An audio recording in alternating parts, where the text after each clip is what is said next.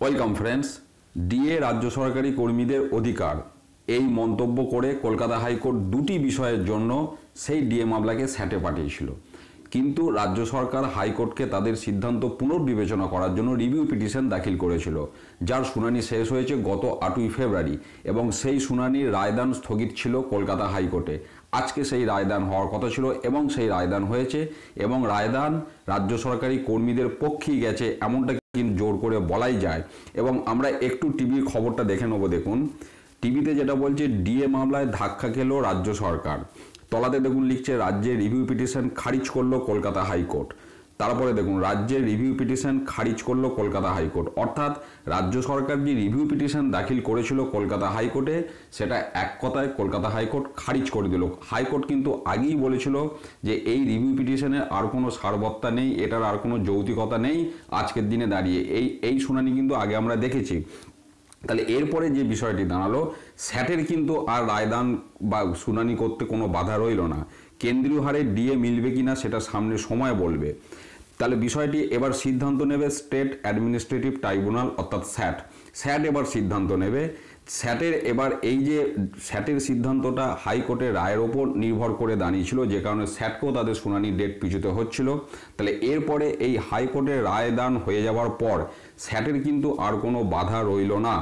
তাহলে এরপরে যে বিষয়টি দাঁড়ালো, ডিএ মামলা যেহেতু হাইকোর্ট রিভিউ পিটিশন খারিজ করে দিয়েছে রাজ্য সরকারের, তাহলে স্যাট তাদের যে পরবর্তী শুনানি, যেটা আমরা আগেই বলেছি বা আপনারাও জানেন, স্যাটে পরবর্তী নির্ধারিত শুনানি আছে 13ই মার্চ 2019।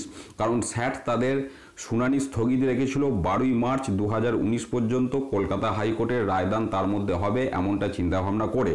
তো আজকে কলকাতা হাইকোর্ট রায়দান করে দিয়েছে, যেটা গতকালকেই আমরা নিশ্চিত হয়েছিলাম যে আজকে রায়দান হতে চলেছে।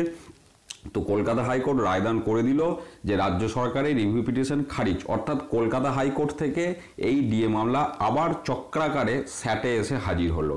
স্যাটের এবার নির্ধারিত শুনানির দিন হচ্ছে 13ই মার্চ 2019। সেই দিন স্যাটে এবার শুনানি হয় কি না বা সেদিন চূড়ান্ত রায় ঘোষণা হবে কি না, এই ব্যাপারটা এবার ফাইনাল হওয়ার জন্য বা আমাদের নিশ্চিত হওয়ার জন্য অপেক্ষা করতে হবে 13ই মার্চ 2019 পর্যন্ত। তাহলে আপাতত কিন্তু রাজ্য সরকারি কর্মীদেরই জয় হলো এমনটাই কিন্তু বলা যায়, যেহেতু রাজ্য সরকারের করা রিভিউ পিটিশনকে কলকাতা হাইকোর্ট অন্তত খারিজ করে দিয়েছে। এবার স্যাট প্রথম যে ডিএ মামলা রায়দান করেছিলেন, সেখানে স্যাট প্রথমেই বলেছিল ডিএ সরকারি কর্মীদের অধিকার নয়, ডিএ হচ্ছে সরকারের দয়ার দান। তারপরে অনেক ঘটনা ঘটেছে, সমস্ত খবর আপনাদের সাথে শেয়ার করেছি। এখন চূড়ান্ত সিদ্ধান্তের জন্য দুটি সিদ্ধান্ত, যার জন্য কলকাতা হাইকোর্ট স্যাটে পাঠিয়েছে। স্যাট এবার কি সিদ্ধান্ত নেয়, কি শুনানি করে, কি রায়দান করে, তার প্রথম আবার ধারাবাহিক শুরু হচ্ছে 13ই মার্চ 2019। আমাদের সকলের চোখ থাকবে সেদিকে। কি খবর হয়, আপ টু ডেট নিউজ আমি আপনাদের সাথে শেয়ার করব।